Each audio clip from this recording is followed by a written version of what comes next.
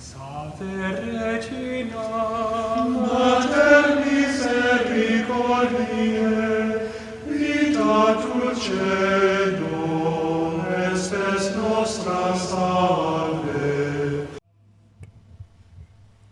The Lord be with you. A reading from the Holy Gospel according to Luke. Jesus said to the crowd, "No one who lights a lamp conceals it with a vessel or sets it under a bed. Rather, he places it on a lampstand so that those who enter may see the light. For there is nothing hidden that will not become visible, and nothing secret that will not be known and come to light. Take care then how you hear. To anyone who has, more will be given, and from the one who has not, even what he seems to have will be taken away." The Gospel of the Lord.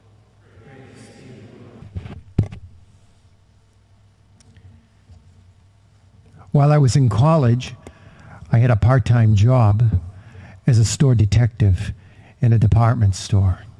It was kind of a fun job, and my job was to find shoplifters and deal with them, and sometimes have to call the police on them.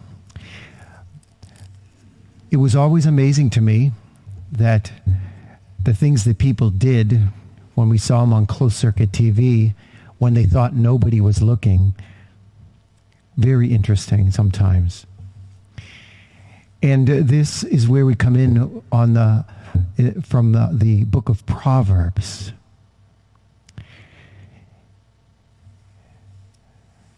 The sins of the mind and of the heart.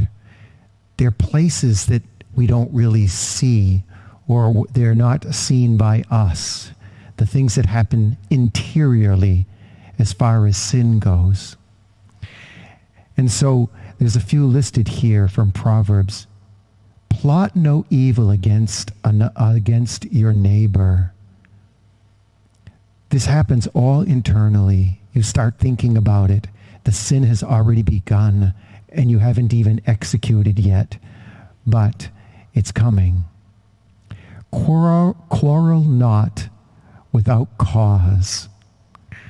How many times do we get into useless arguments or have an argument going on in our head about how we want to deal with a particular person?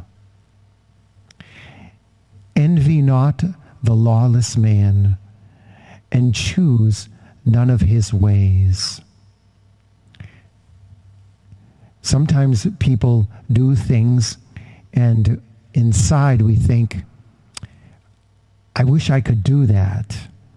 I wish I could do that and get away with it. Things like this in the mind.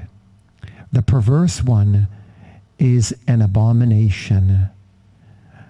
Someone who is perverse goes against the moral culture, or I shouldn't say the moral culture, Christian morality, better said. And that can happen internally and without being seen. It's very easy to delve into a perverse culture when you start looking at your screens sometimes on your phones. And so these are internal things that really should be brought into the light. And Jesus reminds us of this in the gospel. There's nothing hidden that will not become visible. There's nothing secret that will not be known and come to light. In other words, you could say, God sees everything. And if you don't believe in God and you don't believe he sees that, well, on Judgment Day, you'll find out. I'm not saying this to scare anybody, but it's just a simple truth.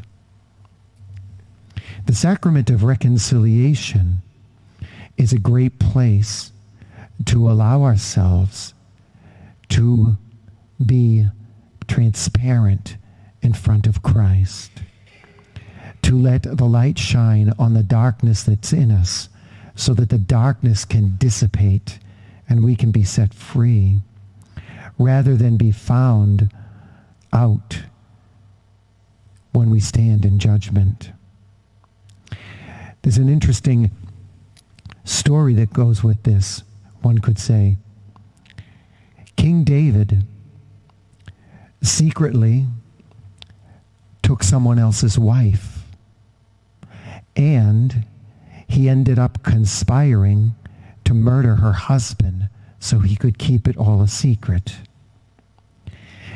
And he thought he had everybody fooled. And a prophet came to him and said, basically, I know what you did, and you're going to have to answer to God. The beautiful thing about this was that although King David did something horrible, because he brought it into the light, God forgave him. However, it cost David a lot in the long run. But he was forgiven. He came clean. It took a prophet to give it to him.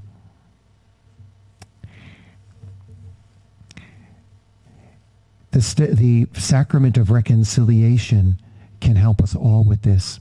Today is the feast of St. Padre Pio. St. Padre Pio was known to be very effective in the confessional.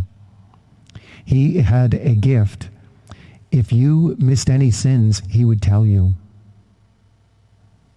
Yep, he could do that. I don't know how he could do that. I don't have that gift. But sometimes he would even ask people to leave the confessional because they weren't telling the truth, even about what they wanted to confess.